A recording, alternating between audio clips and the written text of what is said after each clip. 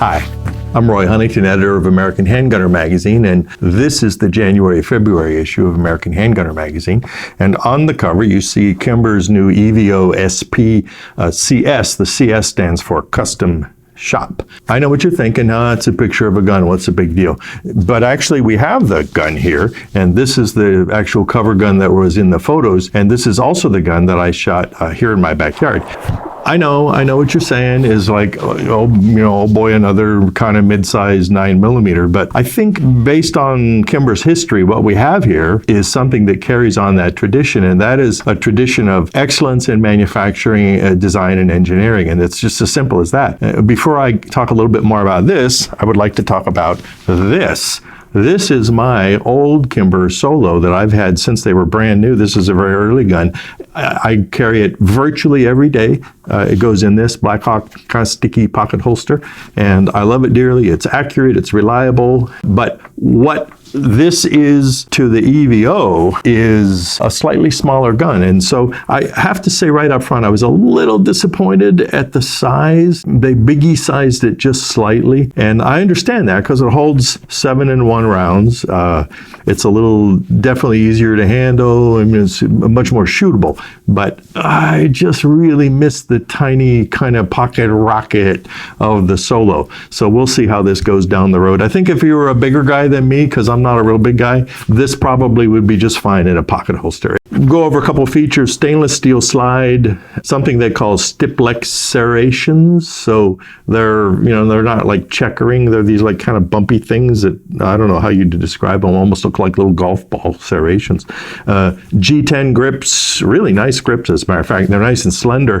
TruGlo Tritium sights, and very nice sights. It's kind of a U-shaped rear. I don't know if you could see that.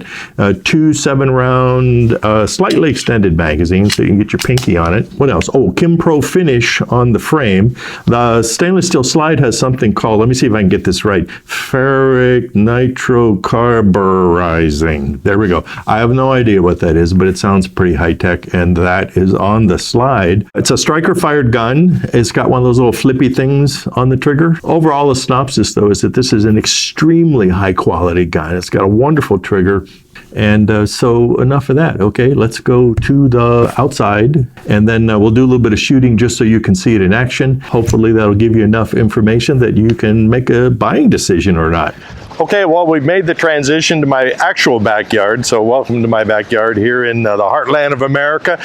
We've got the Kimber EVO, and what we'll do is get it loaded up, and we'll just shoot it a little bit. I already know it shoots really well. I'd like you to see it, and then I'd also like you to see it actually in action and being loaded and see what it looks like in a hand, because that kind of stuff definitely is better than just seeing the static pictures in the magazine, although I want you to see both.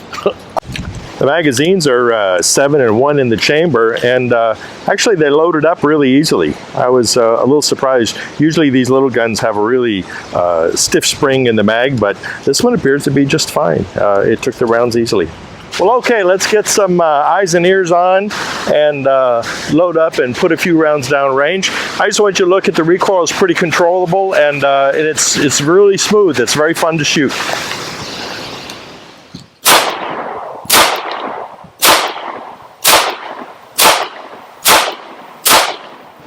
All right, well, that was a quick and informal thing. You saw the gun in action a little bit.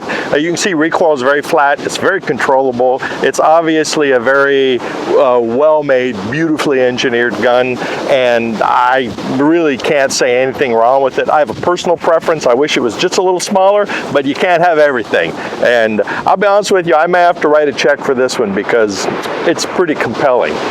All right, I'm Roy Huntington, editor of American Handgunner. Welcome to my backyard and the wind and the fall and the train in the background. So I'll see you next time. Thanks for tuning in.